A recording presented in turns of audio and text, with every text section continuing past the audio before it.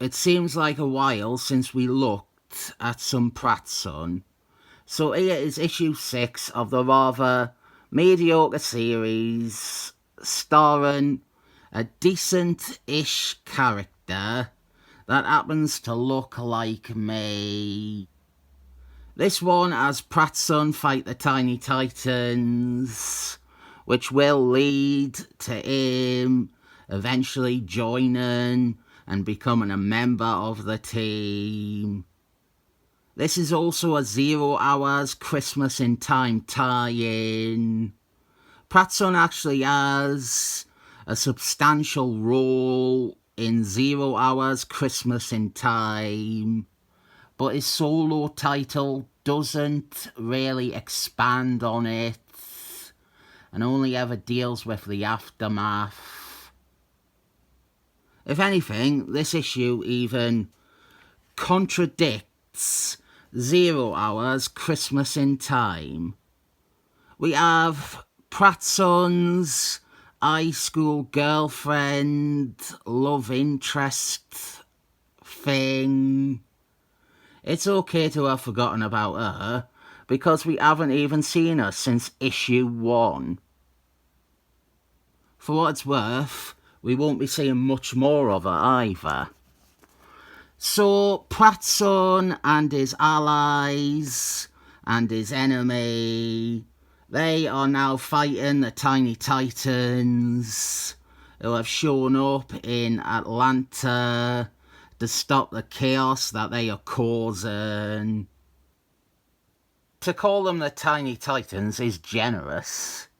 This is a team that are basically the Justice League Detroit of Tiny Titans. I'm sure if I read all of their appearances, they are better than Justice League Detroit. But to an outsider, this strikes me as a ridiculously unappealing team. It's a team I'll look at and think to myself, who is this for?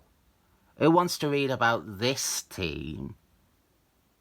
There are only 2 popular members here, Shrek Boy and Red Arrow. And Red Arrow only joined like 5 issues ago to replace the outgoing Sideburns. There was an issue of Tiny Titans that supposedly set this up, but it was a mess. The crossover between Pratson and Tiny Titans seems to have been very badly coordinated. The problem was the Tiny Titans had fallen apart. They had all left. And the Tiny Titans issue showed that. But then they must have realised there was this guest appearance to fit in. So, even though that story had just shown all these characters leave the team and leave Red Arrow and Shrek Boy by themselves, they were all teleported here. The real opponent is one of these forgettable mercenaries in a suit of armour. They are the bad guy here. The others are misunderstanding fights. And as underwhelming as it all is, when you get down to it and have character stuff with Pratson and Red Arrow and Simon Williams, that is what I like in this title. This is the stuff done well. And of course, Red Arrow will end up having a very important place in Pratson's life, as will Simon Williams. The thing that is really sinking Pratson's series is that the bad guys stink, and the action itself isn't very good. Even the plots aren't great.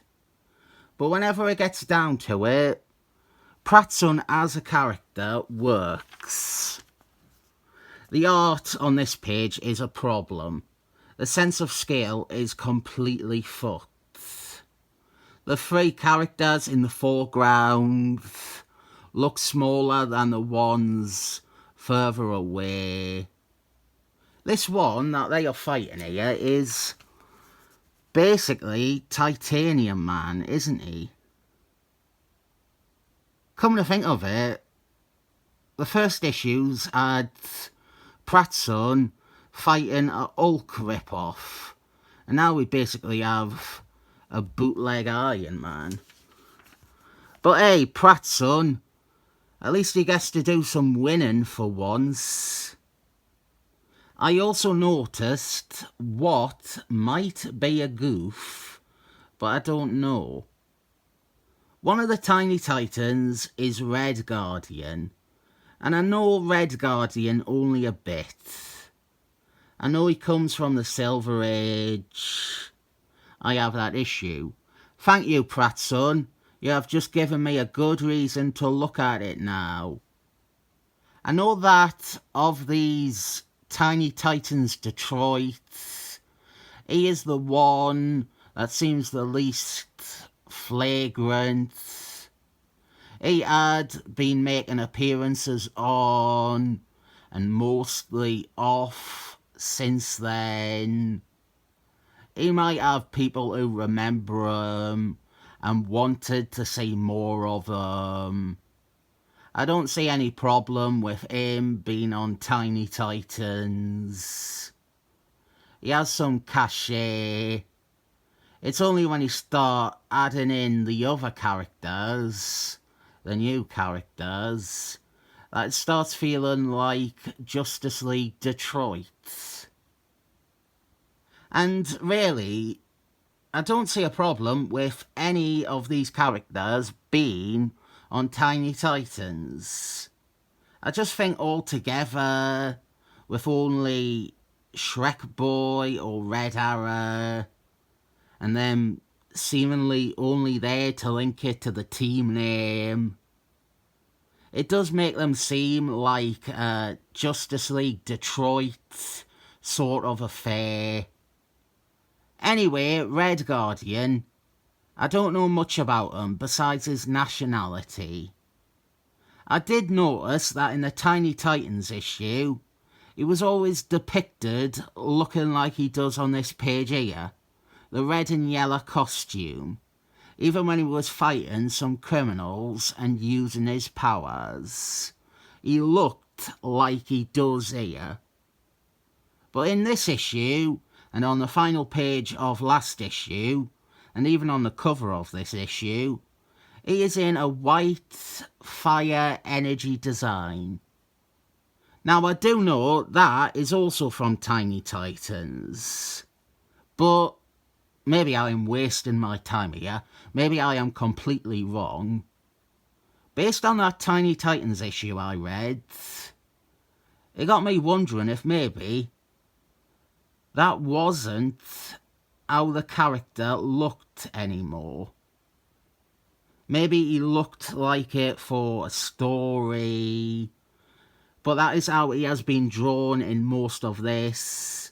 But in terms of continuity and Tiny Titans, he didn't actually look like that anymore. If you know, answer down below.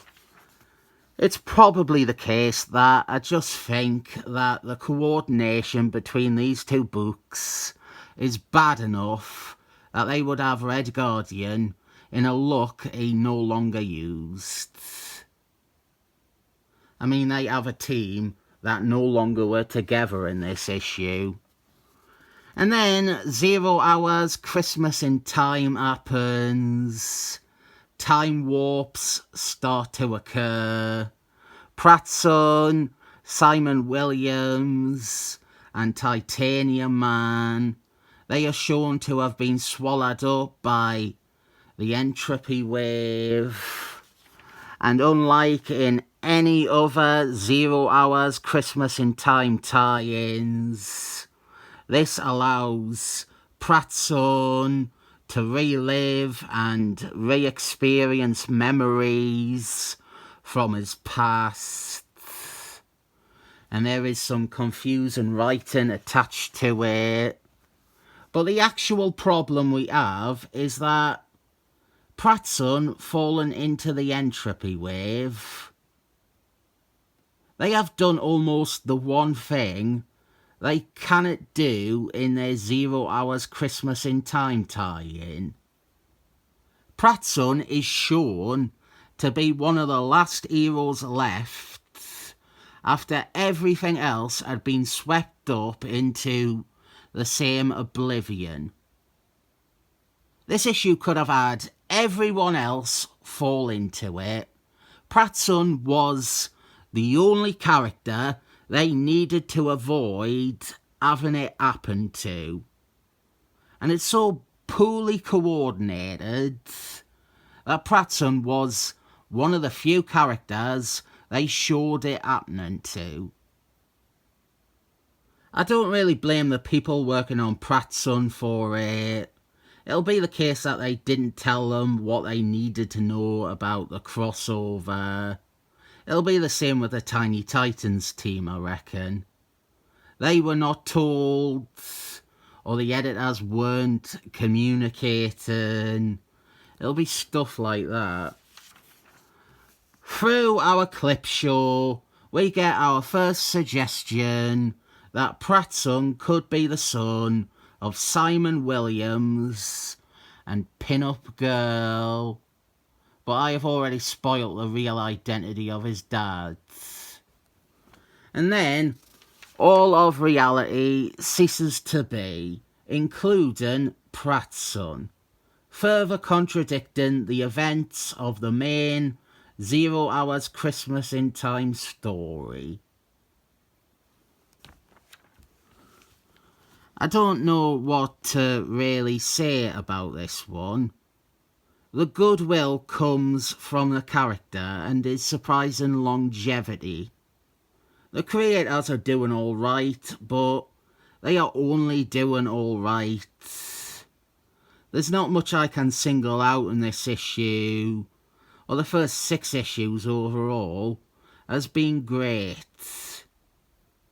At least we do have some forward momentum in this. We have some important parts of the mythology introduced, like Red Arrow and the paternal connection with Simon Williams. I think I give it 7 thumbs up.